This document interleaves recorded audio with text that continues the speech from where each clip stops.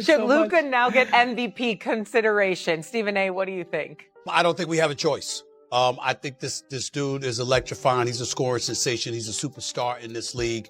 And to be quite honest with you, I know a few people within the Lakers organization, obviously many people. I spoke to a couple of them last night, and they was talking about, hey, Stephen A., what about the MVP consideration? We want to know your thoughts. And I'm ashamed that I hadn't brought up Luka for league MVP consideration sooner than this morning. That ends now. That gets corrected right now. 60 points in Miami with their own crowd chanting his name.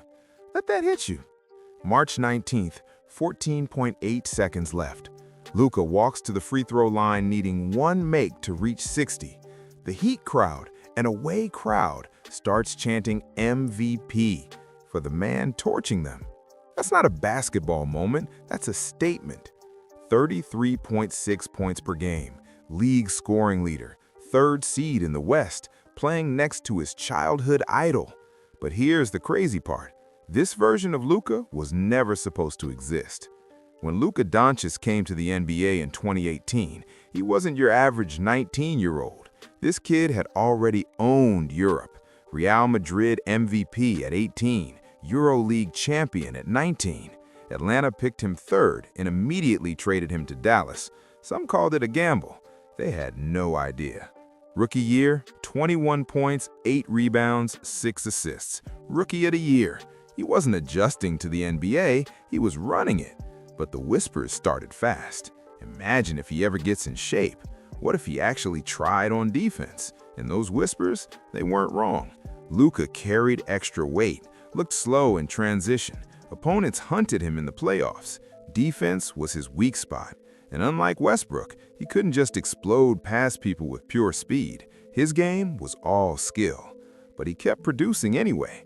By 2024, 33.9 points, 9.2 rebounds, 9.8 assists per game.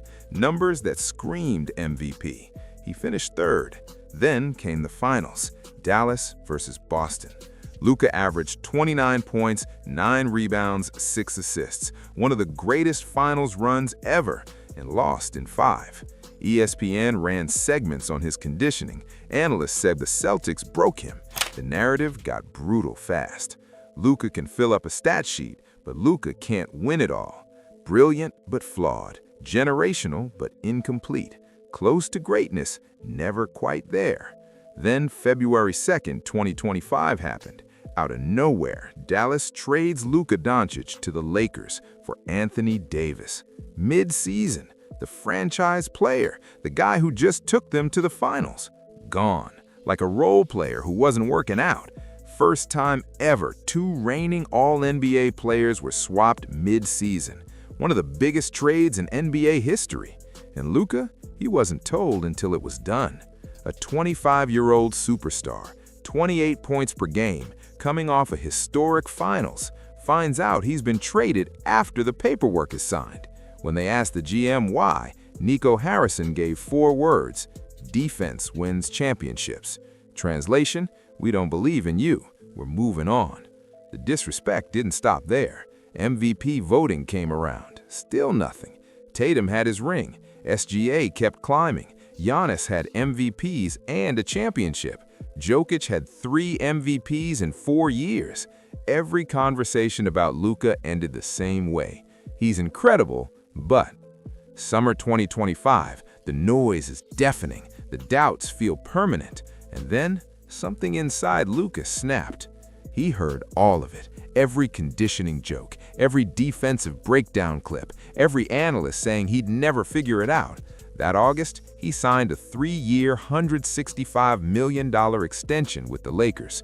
He wasn't running from the pressure, he was running toward it.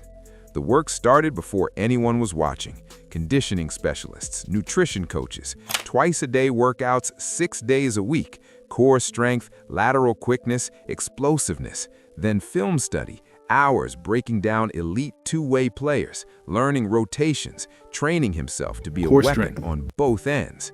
The critics said he couldn't defend. He decided to end that conversation forever. Opening night, October 21st, 2025, Lakers versus Golden State. The moment Luka stepped on the court, you could see it. Leaner, quicker, a different gear nobody had seen before. Defenders who used to stay in front of him were getting cooked on first steps. 43 points, 12 rebounds, 9 assists. 3 days later against Minnesota, 49 points, 11 rebounds, 8 assists. Back-to-back 40-point games to open a season. No Laker had ever done that. 92 points across 2 games, breaking Jerry West's franchise record from 1969. Then Memphis, 44 points. 3 straight 40-point games to start a season. You know who else did that? Wilt Chamberlain. But here's where it gets scary. The defense, the thing everyone said he'd never fix, was gone. Teams tried to hunt him on switches. Didn't work. Pick and roll. Didn't work. He was active, physical, switching assignments, guarding almost anyone. The weakness they talked about for years, eliminated. Mentally, evolved. More vocal, more locked in. Technical fouls dropped. The frustration channeled into pure focus. And the clutch moments, the moments where legends are made, Luka started owning them. The NBA watched those first few weeks and realized something terrifying. This wasn't a hot streak, this was a new player. The numbers right now are hard to believe. 33.4 points per game, first in the NBA, and it's not close. 8.4 assists, third in the league. 7.9 rebounds, 1.6 steals, night after night after night. The Lakers started March in 6th place, flirting with the play-in. Then, everything changed. 47-26, third seed in the West. 11 wins in their last 12, an 8-game winning streak. And next to him, LeBron James, his childhood idol, still dropping triple-doubles at 41 years old. 2 generations of greatness, same floor.